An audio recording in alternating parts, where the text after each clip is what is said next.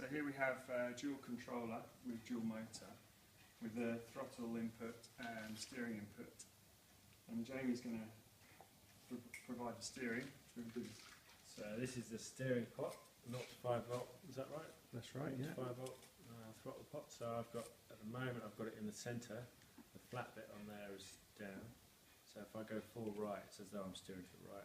If I go full left, it's left. So I'm going to have it dead in the middle at the moment, correct? Yeah, that's right.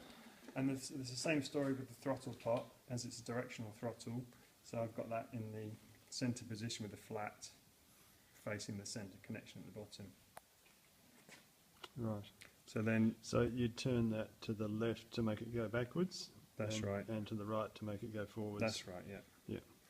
So what we have here is we've got the left motor here and the right motor here. So if you imagine if you had your back to the motors, it'd be as if they were driving the wheels of the vehicle. And obviously they've got to turn in different directions, in opposite directions to be going forward, because you'd have one on each side, yeah? yeah, that's right. So this indicates forward direction. You have to ignore that, and this should be the opposite to this direction Yeah. for it to be going forwards. And we've mapped the steering input to mimic the Sevcon documentation, just as an example, which has a certain element of skid steer built in, but that can be adjusted to suit your needs. So what we'll show you now is the throttle. We'll go on to maybe a quarter or half throttle, and I'm going to ask Jamie then to steer very slowly and gently to one side, and we'll see the behaviour of the motors as we do that. So we'll bring it on to just forward, just to get the motors turning. Yeah. Now Jamie, if you just steadily steer. Okay, so I'm dead straight at the moment, and now I'm going to slowly steer to the right. Tell me when to stop, right? Just keep going that. And as you can Yeah, steer yeah. to the right, So you can see one motor's stopped and the other's still going. And now that motor's going in reverse, yeah? So I'm Yeah. fairly extremely to the right now. so now you're on full lock to the right, and this motor is now actually turning backwards to pull that side of the vehicle backwards, while this side is pushing forward, so you'd actually be turning on the spot. Yeah. And as you can see also, that it slows everything down while it's turning, and that's part of the mapping as well.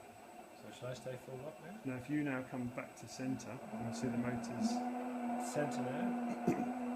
and then just to make a change, and how about if I go to centre on the throttle and then go into reverse slightly.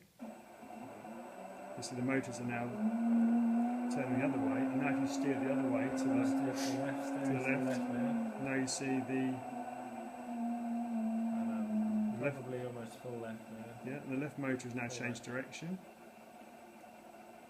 and then you can come back to the centre. And as you go slowly back to the centre.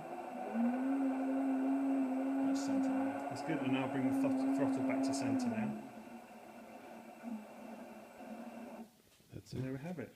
So the applications for this would be like a skid steer type vehicle, Yeah, or it could be a forklift. forklift, a giant wheelchair. Anything where you want to control direction through the relative speeds of the wheels. So like a banana split vehicle. Banana splits vehicle. Banana splits vehicle, yeah. Yeah. You could also drive a boat like this, couldn't you? Sure. You could have dual motors on a boat and have your props so it's steerable through the props. Would that be? Yeah, quite true. And rather than having clutching of a joystick, which would be an obvious way of making this more intuitive to run, Yep. rather than using plots. But this is just as a test setup on the bench.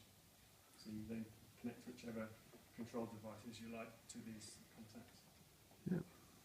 And the controllers, the whole crux of it is that the controllers talk to one another through the CAN bus. So you've only got one set of inputs going to each controller in this case, haven't you? That's right. Well, the master controller is set up on the left motor, and then it talks via CAN bus to the slave controller, and the slave controller